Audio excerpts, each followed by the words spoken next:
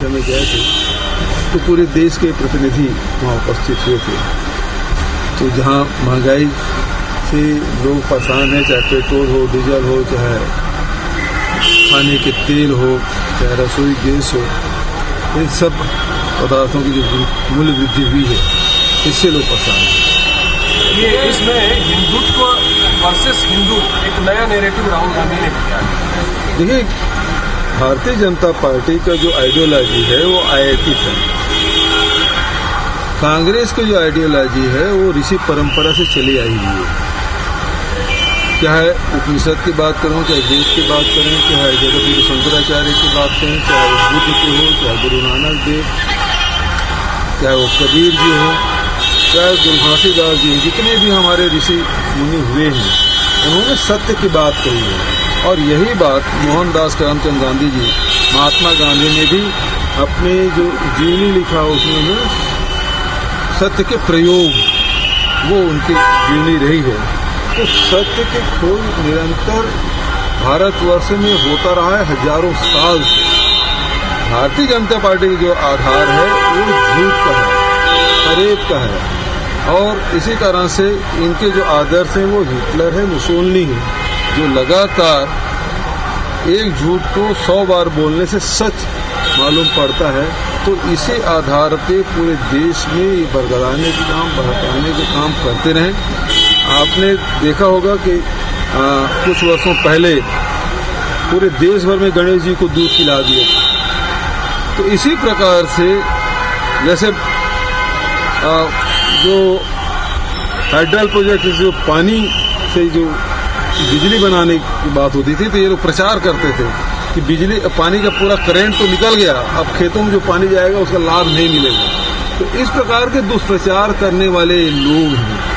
तो इनका आदर्श हिटलर और मुसोलिनी है, जो विदेश से आयातित इनके आइडियोलॉजी है। और संस्कृति भी आप देखेंगे, ये बैंड लेके चलते हैं, हाफ पैंट पहनते हैं, काली टोपी पहनते हैं।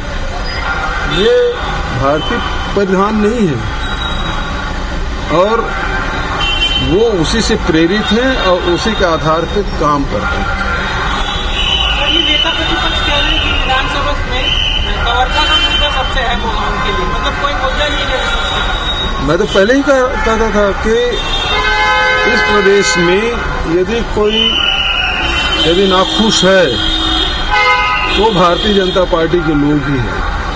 बचत चाहे किसान हो, मजदूर हो, अनुसूचित जाति के लोग हो, जनजाति के लोग हो, युवा हो, व्यापारी हो, महिला हो, उद्योगपति ही क्यों न हो, वो सरकार को अपनी सरकार मानते हैं और इसलिए उनको कोई शिकायत नहीं।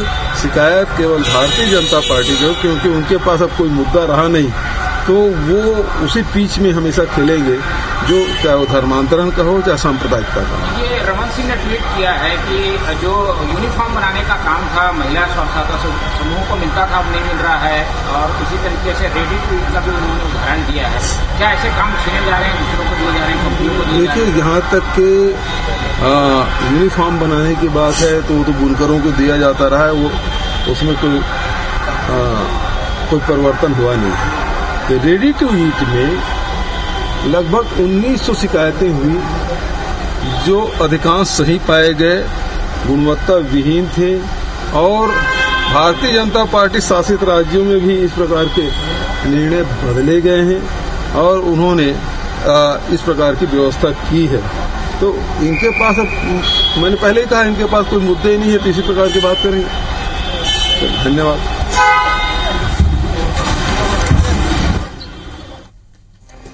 तो आप सुन रहे थे सीएम भूपेश बघेल को, जो कांग्रेस की महंगाई हटाओ महारैली में सम्मिलित होने के बाद आज रायपुर वापस लौट आए हैं। अलग अलग मुद्दों पर उन्होंने अपनी राय दी, बीजेपी को जमकर घेरा और बताया कि किस विचारधारा पर बीजेपी काम कर रही है। और इसके साथ ही छत्तीसगढ़ के जो दूसरे प्रमुख मुद्दे हैं उस पर भी उन्होंने बातचीत की।